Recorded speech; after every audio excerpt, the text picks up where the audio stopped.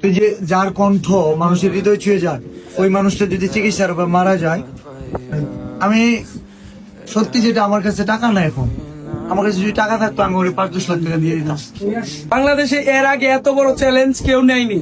আমি challenge accept করছি। 7 দিনের ভিতর 30 লাখ টাকা আমরা যেভাবে ফান্ডিং করব লিভার ক্যান্সারে আক্রান্ত সাইদ ভাইয়ের জন্য। আমরা অলরেডি 12 লাখ টাকা প্লাস ম্যানেজ করে ফেলেছি। এর ভিতর বিল্লাল ভাই আসছে যেহেতু, তাহলে আশা করি বাকিটাও খুব সহজে ম্যানেজ হয়ে যাবে। ভাইরাল সাইমন আসছে তো বিল্লালের ইতিহাসে সে 24 ঘন্টার ভিতর কত ম্যানেজ করতে পারছে? 43 ঘন্টায় 10 লাখ করছি, 3 দিনে 11 লাখ 85। আচ্ছা, আপনারা শুনে অবাক হবেন। আমি সবকিছু অ্যালাউন্স করে আমি প্রায় 12 ঘন্টার ভিতর সব মিলিয়ে, সরি 12 ঘন্টা না, সব মিলিয়ে 2 দিনের ভিতর আমরা ম্যানেজ করতে পারছি 12 লাখ টাকা। তো আমরা বাকি 18 লাখ টাকা ম্যানেজ করতে চাই। বিল্লাল যেহেতু আছে, এর মধ্যে অনেক কন্টেন্ট ক্রিয়েটর আছে, সবাইকে আহ্বান করবো সবাই এই বিষয়ে আগে আসেন। বিল্লাল ভাই বাকি কথা বলে আপনি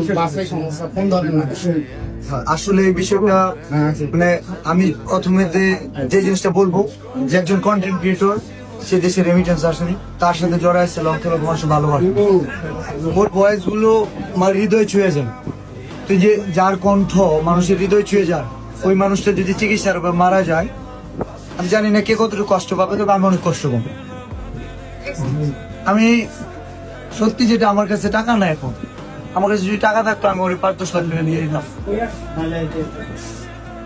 যদি না হয় কোনোভাবে, যদি কোনোভাবে না হয়, আমার জমি বিক্রি করে হলেও ওকে আমি টাকা দেবো। এতটুকু বলবো। ঠিক আছে, ইনশাল্লাহ।